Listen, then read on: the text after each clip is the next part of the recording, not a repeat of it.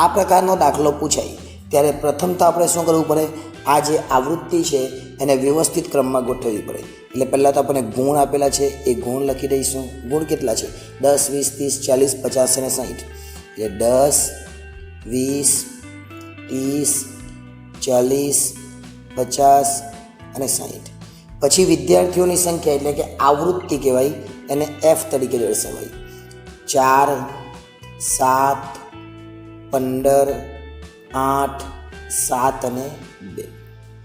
આ દાખલામાં પણ આપણે ચતુર્થક વિચલન અને ચતુર્થક વિચલનાંક જ શોધવાનું છે. અગાઉના દાખલામાં પણ આપણે એવું જ શોધેલું હતું, જ્યારે સ્વાધ્યાય 4.1નો આપણે પ્રથમ દાખલો ગણ્યો, પણ એ છૂટા પ્રાપ્તાંકને કારણે હતો, એટલે એમાં આપણે શું કર્યું, ચડતા ક્રમમાં ગોઠવેલું. સૌ પ્રથમ જ્યારે પણ આ દાખલો પૂછાય એટલે પહેલાં CF શોધી કાઢવાનું. CF એટલે કે સંચય આવૃત્તિ. પહેલાં 4 જ આવશે. 4માં 7 ઉમેરીએ તો કેટલા થાય? 11.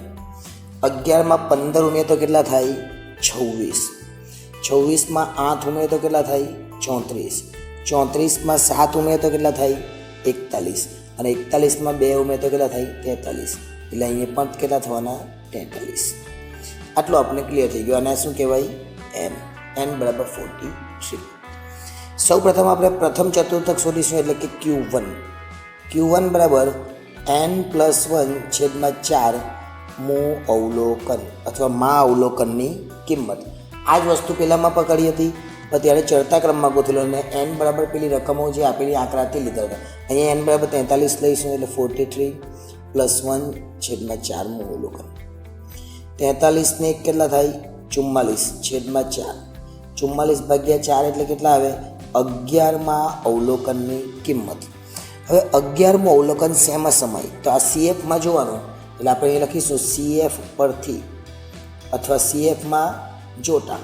હવે 11મું અવલોકનને CFમાં જોવાનું. 11મું અવલોકન અહીંયા છે અને એની સામે આપણે જોઈ શકીએ કેટલા છે? 20.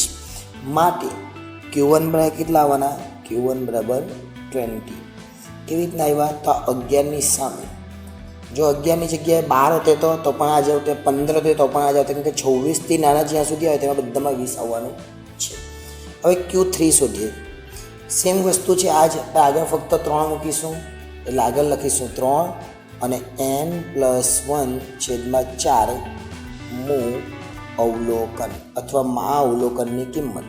દરેક જગ્યાએ આવું અલગ અલગ લખી શકાય, કારણ કે 11મા ધોરણમાં, 10મા ધોરણમાં, 12મા ધોરણમાં અને કોલેજમાં પણ આ ચેપ્ટર્સ આવે છે. ચલો આગળ 3 મૂકીએ. n તો આપણી પાસે કેટલા? 43. એટલે 43+1/4 માં અવલોકનની કિંમત. એટલે 3 44/4 એ તો આપણે આગળ પણ કર્યું. ત્યાર પછી એમાં 11 પણ આવેલા જ હતા અને અહીંયા જવાબ આવવાનો 33. એટલે 33 જવાબ નથી, પણ 33ને સંચય આવૃત્તિમાં જોવાના. હવે સંચય આવૃત્તિમાં જોઈએ 33 શામાં આવે? તો 26માં તો આવે નહીં, એટલે 34માં આવે. એટલે આપણો જવાબ કેટલો આવવાનો? 40. 34ની સામે કેટલા છે? 40. અહીંયા આપણે લખી દઈશું CF પરથી અને પછી છેલ્લે લખી દઈશું માટે Q3 બરાબર 40. 2 જવાબો આપણને જોઈતા હતા, બંને જવાબો મળી ગયા. Q1 કેટલા? 20. Q3 કેટલા? 40. એટલે આપણને જવાબ મળશે આગળનો QD. QD એટલે શું? તો Q3 - Q1/2. આ આગળ પણ આપણે શીખી ગયા. જે આગળનો દાખલો હતો એમાં પણ આ જ વસ્તુ હતી. ચલો કેટલા છે? 40 - 20/2. 40 - 20 એટલે 20 આવવાના. 20/2 એટલે કેટલા આવવાના? 10. એટલે આપણો જવાબ આવવાના 10 અને જે છે એને ગુણ કહેવાય. કેવી રીતના ગુણ કહેવાય? તો આપણને કીધેલું જ છે અહીંયા ગુણ. ત્યાર પછી ચતુર્થક વિચલનાંક પણ પૂછેલું છે. તો આપણે લખીશું ચતુર્થક વિચલનાંક. વિચલનાંકમાં સૂત્ર આને આ જ રહેશે. આ જે ઉપર છે એ જ ફરીથી લખીશું. એટલે Q3 - Q1 અને છેદમાં Q3 + Q1.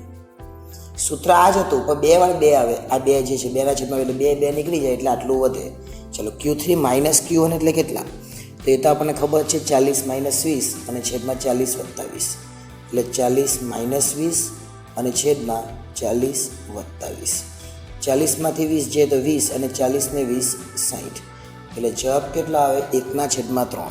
અને 1/3 તમે કરો એટલે આવું પણ લખી શકો. અને જો પૂરેપૂરો જવાબ જોઈતો હોય તો 1/3 એટલે 0.33 આપણો જવાબ આવે.